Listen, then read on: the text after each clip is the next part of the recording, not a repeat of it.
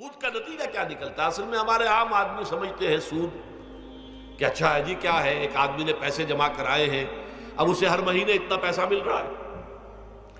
عام آدمی بھی ہمارے ہاں یہ جو پٹھانوں والا سود ہے، یہ جو سود خور گاؤں میں بیٹھے ہوئے ہیں جو بہت بڑی شرح کے اوپر سود دیتے ہیں اور خون چوس جاتے ہیں لوگوں کا، اور ان کے کسی طریقے سے قرضے ختم، ان کو تو سبھی برا کہتے ہیں۔ کوئی ایک آدمی بھی آپ کو نہیں ملے گا کہ جن کے لیے کلمہ خیر کہے، ان کے لیے کسی نرمی کا یا ان کے لیے کسی بھی آسانی کا کوئی مطالبہ کرے۔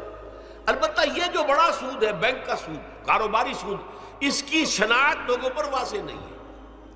یہ ایک بہت بڑے پیمانے پر یہ برائی جو ہے آپ کو انڈیویجول پر نہیں نظر آ رہی۔ انڈیویجول تو بظاہر سمجھتا ہے ایک فرد، بھائی ٹھیک ہے، میں جو دکان کے لیے مجھے قرض چاہیے تھا، مجھے قرض مل گیا، میں اپنا کاروبار کر رہا ہوں، تو میں جو کمائی کر رہا ہوں اس میں سے بینک کو بھی حصہ دے رہا ہوں اپنا، اس کے سود کا، اس میں کیا خرابی ہو گئی؟ اس کی خرابی سمجھ میں آتی جب آپ کو معلوم ہو اسی سود کے ذریعے سے دنیا میں اس وقت ایک چھوٹی سی اقلیت ہے، کل 1 کروڑ یا 1.25 کروڑ یہودی، اور پوری دنیا کی دولت کے اوپر قابض ہو کر بیٹھ گئے۔ یہ سارا وہ بینکنگ نظام جو یہودیوں نے بنایا، یہ IMF ورلڈ بینک جس کے ہم اس وقت غلام بن کر رہ گئے۔ ہمارا چیف مارشل ایڈمنسٹریٹر اسے کہیں یا چیف ایگزیکٹو کہیں، ہمارا تو حکمران ہے، ہمارا بادشاہ اس وقت، اور وہ بادشاہ سلامت کہتے ہیں کہ یہ IMF اور ورلڈ بینک کے لوگوں کے گوڈے ہمیں پکڑنے پڑتے ہیں، گوڈے گٹے، کیوں؟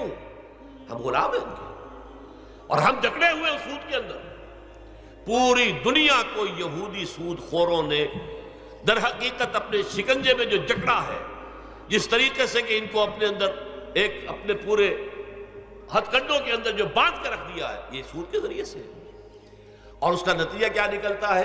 دیکھیے، امریکہ میں کہتے ہیں بڑی جمہوریت ہے، لوگ ووٹ دیتے ہیں، لیکن حقیقت اگر لوگ جانتے ہوں کہ دیو استبداد جمہوری قبا میں پائے کو، تو سمجھتا ہے یہ آزادی کی ہے نیلم پری؟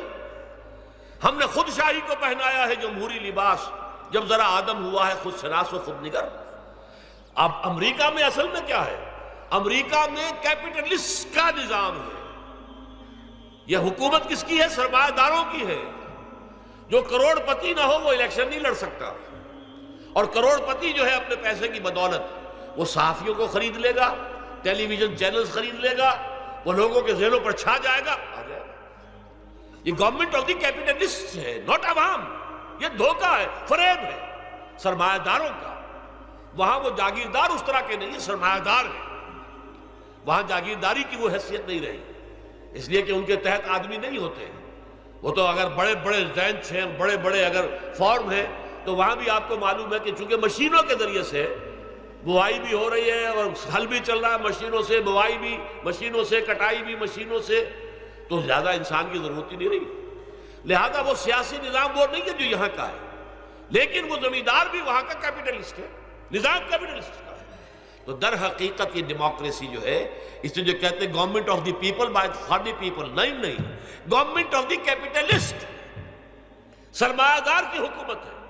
اور سرمایہ دار جو ہے اس نے اپنی کلب بنائی ہوئی ہے، بیٹھا ہے، پارلیمنٹ ہے، یہ کانگریس ہے، یہ سینٹ ہے، یہ سرمایہ داروں کی کلب ہے۔ باقی عوام کے لیے وہاں کیا ہے؟ واقعہ یہ ہے کہ عام آدمی امریکہ کا بھی یہ ضرور ہے کہ بنیادی ضرورتیں محنت کر کے، خون پسینہ ایک کر کے اپنی وہ حاصل کر لیتا ہے، لیکن بہت نچلی سطح پر ہے۔ عام آدمی وہاں بھی بہت نچلی سطح پر ہے، اور ایسے لوگ ہیں معدود گنتی والے جو 40 50 بلین کا ایک چیک لکھ سکتے ہیں، وہ سب یہودی ہیں۔ House of Rothschilds, house of goldsmiths, یہ سٹی بینک جو یہاں بھی آ گیا ہے اپنی ساری گندگیاں پھیلانے کے لیے، سٹی ہاؤسز اور سٹی کار، یہ کیا ہے؟ یہ جکڑ لینا ہے آپ کو۔ آپ کو ذرا سا دھوکہ دیا، جاؤ جی لے لیجئے، کوٹھی لے لیجئے، ہم آپ کو قرض دیتے ہیں۔ آپ پھول گئے، اتنی بڑی کوٹھی کا میں مالک ہو گیا۔ اب جب اس کا قرض دینے کے چکانے کا معلوم ہوا کہ میں تو غلام ہو کر رہ گیا ہوں، جو کماؤں وہ سارا کا سارا ان کی قسط کے اندر چلا جائے گا، اور اگر خدا نہ خواستہ کہیں ڈیفالٹ کر گیا تو جتنا میں نے دیا تھا وہ بھی ہضم، اور مکان وہ ضبط کر کے اور نیلام کر دیں گے۔ اللہ خیر۔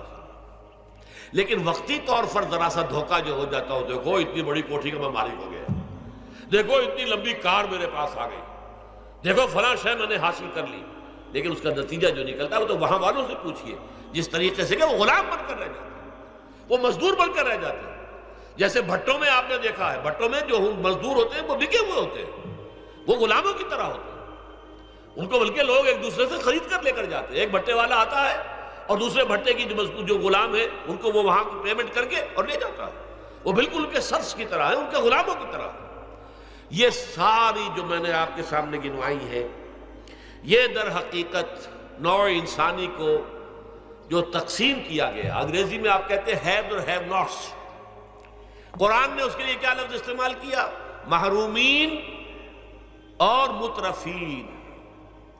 اور ان مترفین کی وجہ سے اللہ کا عذاب آتا رہا دنیا میں۔ ان کے گلچھرے ابھی بسنت منائی، کس نے منائی؟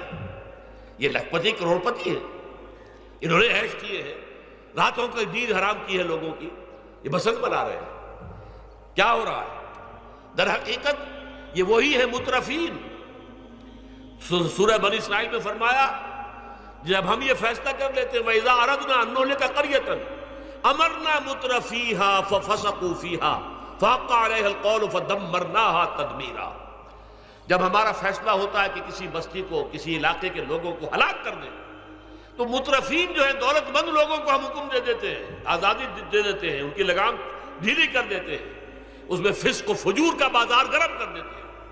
اور جب پورا فسق و فجور کا بازار گرم ہو جاتا ہے، اچانک ہماری پکڑ آتی ہے، دمرناہا تدمیرا، ہم اس کو پٹخ کر رکھ دیتے ہیں، ٹکڑے ٹکڑے کر دیتے ہیں۔ یہ مترفین، اور دوسری طرف محرومین، اسی طریقے سے مستضعفین اور مستکبرین۔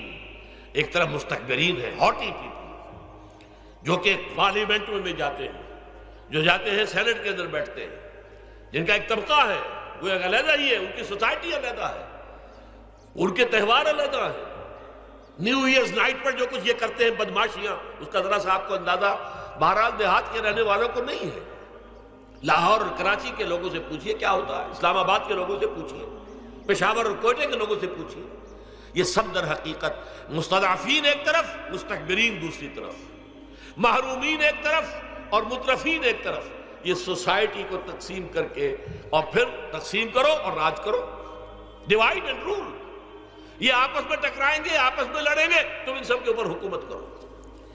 اب ظاہر بات ہے کہ اس کا علاج میں نے عرض کیا تھا نا کہ پہلے قسم کے دکھ تو وہ ہیں جو من جانب اللہ آتے ہیں، اس کا تو سوائے برداشت کے کوئی مادہ نہیں، کوئی اس کا اور ہمارے پاس چارہ نہیں، لیکن برداشت کا حوصلہ بڑھانے کے لیے وہ ساری باتیں ایمان کے ذریعے سے ہمیں ملتی ہیں۔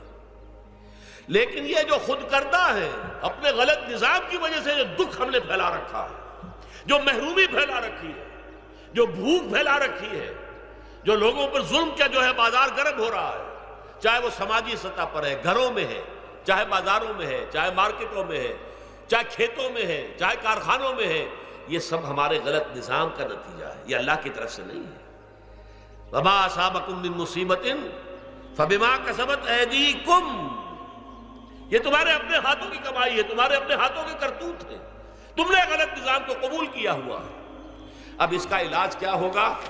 اب علاج ایسے ہوگا جد و جہد کے ذریعے سے اس نظام کو ختم کیا۔